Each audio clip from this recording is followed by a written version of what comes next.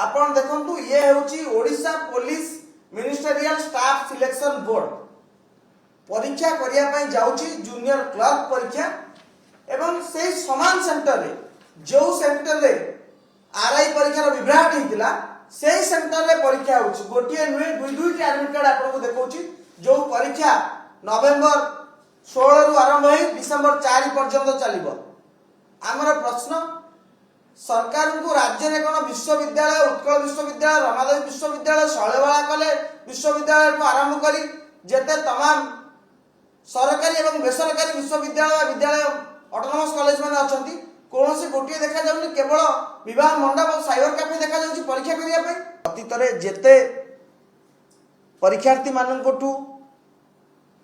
टंका निया जाई चाकरी दियार प्रलोभन देखा जाईची एवं जेते दलाल गिरफ होइचंती समस्त कोट ना कोटी खसी जाइचंती जेल जाइचंती बेल रे आछंती पुणी चाकरी बिक्री करचंती तो सेमानक पई जो माने राज्य रे मेधा बिक्री रे जड़ित थिले सेमानक विरुद्ध रे दृढ़ कार्यानुष्ठान पई सरकार जो आईन आनिचंती ताहा को हम स्वागत करूचु किंतु सरकार मूल प्रसंग आरआई परीक्षा को बातिल न करी केवल OSSC चेयरमैन को परिवर्तन करवा कागज रे कमिटी तैयारी करवा जहाँ कमिटी फिजिकली केबे न बसिबा एवं आईन आनिबा को आम सहज ग्रहण करि पारु नाहु।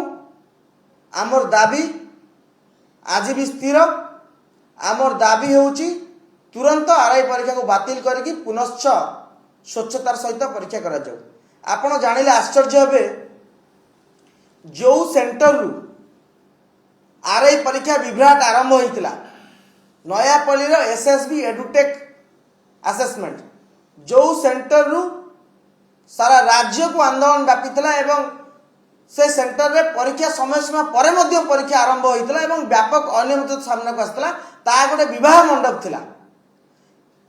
दुख लगुची सरकार आज भी साइबर कैफे आ विवाह मंडप प्रेमरु आज भी बाहरी पारनांती। आपण देखंतु ये हेउची Odisha police ministerial staff selection board परीक्षा करिया पई जाउची जूनियर क्लर्क परीक्षा एवं से समान सेंटर रे जो सेंटर रे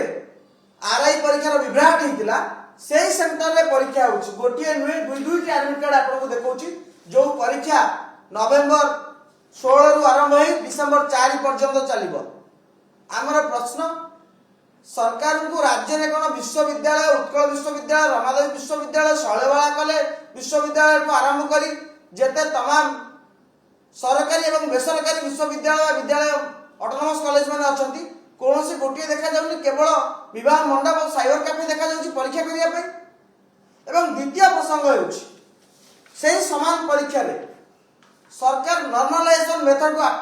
पुनर्बार आपणैछंती जो नॉर्मलाइजेशन मेथड विरुद्ध रे सारा भारत वर्ष रे छात्र असंतोष देखा देइची से नॉर्मलाइजेशन मेथड गोटे एमिति मेथड सरकार जहाँ को चाहिए ताको चाकरी देबे से मेधावी हेइताउ ना कांची। मु आपन गोटे फोटो देखा पई चाहूची ये फोटो होची उत्तर प्रदेश रो हजार हजार संख्या रे छात्र छात्री माने नॉर्मलाइजेशन विरुद्ध रे दीर्घ दिन धरि आंदोलन करि आछंती केवल उत्तर प्रदेश नो बिहार कुहंतु झारखंड कुहंतु चारिआडे नॉर्मलाइजेशन को विरोध करा जाउची किंतु सरकार 177 पोस्ट पर नॉर्मलाइजेशन मेथड को आपणाउछथि एवं आउरी जघन्य कांड होला से समान परीक्षा Odisha police ministerial staff selection board रो से जो नोटिस जारी करछि 2 दिन तळे जो नोटिस में लिखिछि हम नॉर्मलाइजेशन मेथड को अप्लाई करिबु से नोटिस में स्पष्ट भाव से लिखिछि कि the raw score of the candidates will not be shared. आपण चिंता करंतु गोटे परीक्षार्थी परीक्षा दबो किंतु परीक्षा रे केते नंबर लखला जानिबोनी तले से परीक्षा दबो कांची एटा परीक्षा ना प्रहसन परीक्षा दबा आगरु छात्र मानसिक स्थिति कौन थो तरे आपण चिंता करंतु। आमे सरकार को चेतावनी दउछु एवं दाबी करूछु एही सब धारा सरकार निवृत्त रुहंतु। ए जो नॉर्मलाइजेशन प्रोसेस जहाँ को सरकार निजे मध्य बुझी नांती सेतु निवृत्त रुहंतु। आमे बारंबार सरकार को निकट दाबी करूछु कि जो परीक्षा होती आप देखिले अतीत में जमी -14 -7 रखिए पिलाने समस्त 100% रखिले forest guard LI forest guard RI परीक्षार दुर्नीति आपण सामने अच्छी जो मैंने ब्लैकलिस्टेड कंपानी कथा कहतु दलाल मान कथा कहतु जो मैंने गिरफ होते Baleswar JE question paper leak कर विरुद्ध सरकार ए पर्यंत दृढ़ कार्यानुष्ठान ग्रहण करें ना केवल आईन आसला ए आईन कार्यकारी हम ना राज्य में जो भाव में निजुक्ति दुर्नीति द्रुत गति में बढ़ी चली व्यवसाय परिणत होती रोक लगे आम दाबी करूँ तुरंत सरकार ये जो परीक्षा विवादीय परीक्षा गुड़िकर तुरंत तदंत करूँ एवं दोषी विरुद्ध दृढ़ कार्यानुष्ठान एवं आगामी दिन में